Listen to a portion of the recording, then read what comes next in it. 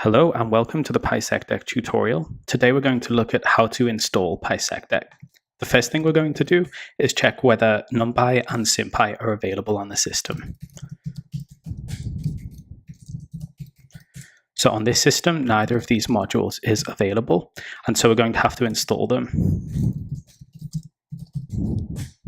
We can do this using pip package manager.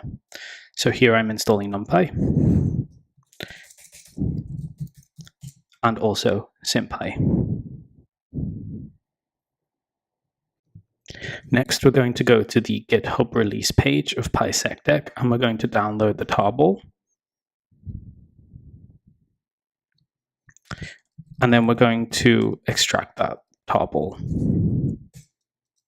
and cd into the extracted folder. Then we're going to type make in this folder, and I'm going to limit it to 4 threads here. Now's a good time to get a coffee, and this might take a few minutes.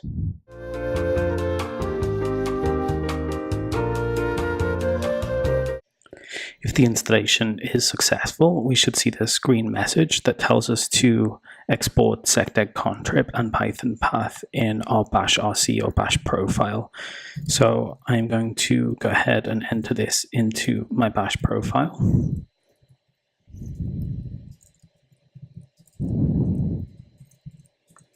And then I'm going to source my bash profile. We could also just reboot the machine.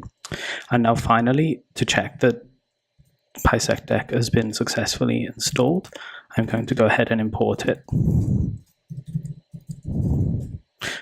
There's no error here, and so the installation has been successful. That's it. pySecDec should now function normally, and you should be able to run any example that uses iterative decomposition.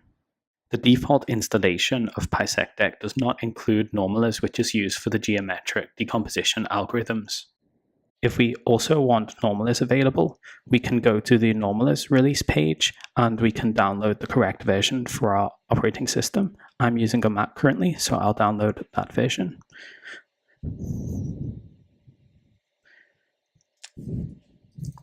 We can then extract that.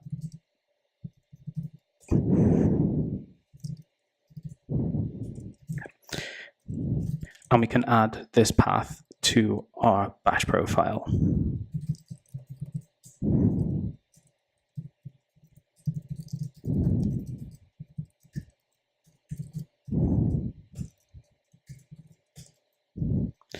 And I'm going to again source the bash profile.